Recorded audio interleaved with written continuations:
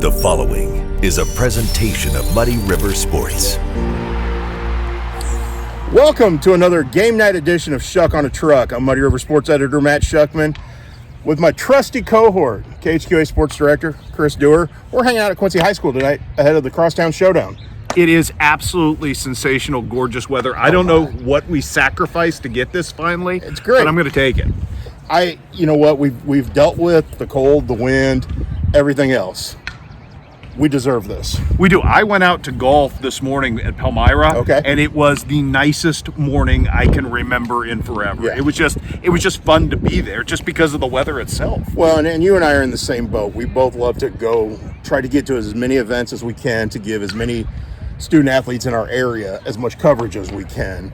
So sometimes that means sacrificing weather and stuff to do that. So we got to take advantage of days like this. We do, and as you well know, a lot of those days are spent not in ideal circumstances, and that takes a toll. Yeah, I mean, it does. It does. You're happy to get out of the situation. It's not as much fun as it's going to be tonight right here. Now, obviously, we've got the camera turned on us because the truck's parked in the outfield behind the center field fence tonight here at Quincy High School. The best settings for these things. But as we look forward to us, we got the Quincy High School and Quincy Notre Dame softball teams warming up for the Crosstown Showdown. Should be a dandy game. Notre Dame's undefeated so far. Quincy High's playing well with a young team. I think we're in for something special tonight. It doesn't really, and I know it's the most cliche thing in the world, but whatever the sport is, whenever these two teams get together, it really doesn't matter what the records are. And Quincy High has shown some nice spikes of late. So it'll be interesting to see how they deal with that Q&D lineup, which has been incredibly good. Yes, it has. And I think it's pieced itself together even better the more competition they've got. And they've beat some good teams. Rushville's 10-2, right, and they dismantled Rushville. Yeah. I mean, they're not beating patsies here. It's been a really impressive run for Eric Orn's crew at this point. It has, and I think, and then on the flip side with Quincy High School, they've beaten some good teams. They have. And I think what you're seeing is the maturity game after game of this young crew coming along. Well, and I talked to Daryl Hens because he and I work out in the same facility, and you know, he's talked about it. His pitching is finally getting better starts, and that was the thing. The truncated starts were not helping the Blue Devils to start, and all of a sudden that's starting to become more solid, which everything feeds off. You know better than anybody in this business. In softball, it's all about your pitching. No question about it. You and I have been doing this now, both of us, for a quarter century here in Quincy. Yes, sir. How much do you enjoy coming out to a Quincy High versus Notre Dame matchup, whatever the sport is? Every time, it never loses luster. Yeah. And you know, I think when it does, it's time to get out. Because, you know, at that point, if you're not enjoying what you do, why are you doing it? And, I mean, you and I obviously aren't making a vast fortune and great sum of money to do this, so you better find some job satisfaction in what you do. And nights like this, where the diamond is crowded behind us on both sides, you know you're going to see some moments, you know, from both teams tonight, which always makes it fun. And that's the kind of thing that you wake up out of bed in the morning and go, hey, I get to cover Quincy High Q&D softball tonight. And that's a beautiful thing. Well, we're sitting here recording this prior to the game. The teams are warming up. The JV game's over. Varsity game's coming up. And as we kind of glance around, from foul pole around home plate to the other foul pole, there's people. Not surprised. Great crowd. Yeah, it is a really good crowd. And, you know, that's the other thing that is so unique about this place. And I'm not from here originally, and a lot of people are, and they take for granted the sports culture that we have, that people are going to turn out to see kids do things because it is the primary source of entertainment we have. And that's not a bad thing. It's a beautiful thing. No, I went to Quincy High's tennis match on Monday night or Tuesday night against Macomb. And there was a good gathering of fans there who, parents are there. Brothers and sisters, grandparents show up to these things. But there was a spattering of other people who just came out to watch. It was a great thing. It is, and I think it feeds on the fact that Quincy High and Macomb are both really good at tennis, too. Yeah, I mean, there's a dynamic that's built there, and credit and kudos to Macomb because they've turned that program in a really good way in a very short amount of time. Now that we've gotten some good weather, now that we're kind of really into spring, what's the biggest thing you're looking forward to over the next few weeks to see what develops? I think one of the things that we haven't touched on enough is we've got some incredible track and field folks who are setting marks every night. I have yet to see the Bowling Green track and field squad in person. I keep seeing it on Twitter. Every single night they're breaking a new school record. Exactly. Got a chance to watch Nora Hark, who was the subject of our Student Athlete of the Week from Hannibal. And I did a Show Me Spotlight on her earlier this year. I mean, break the javelin record and then get beat by her own teammate last night. Wow. You know, so I mean, there's a lot of really great throwers. Yeah. And I think there's a dynamic with track and field where because it's something different, because those are such specialized sports, you get really unique storylines. Well, and I think right now we haven't seen much of them just because of weather. We have not. And obviously that's a sport that kind of kicks up once the weather gets nicer. You're able to get out and run and do a few more things. The field events, when it's nicer, it's easier to get out there and do that. So I think we're going to see more of that coming up. So I think we're in store for some good things on that front. Yeah, and spring is something different every day.